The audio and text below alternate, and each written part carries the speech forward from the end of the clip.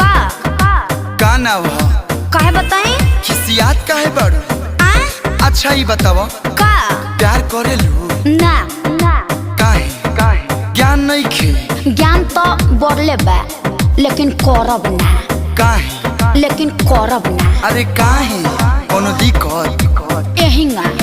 एहिया हाँ एहिंगा भाव सुनो भइलू मिरिया ताहार 16 बरिस के होई तोहर प्यार ले लो पाना पे लिख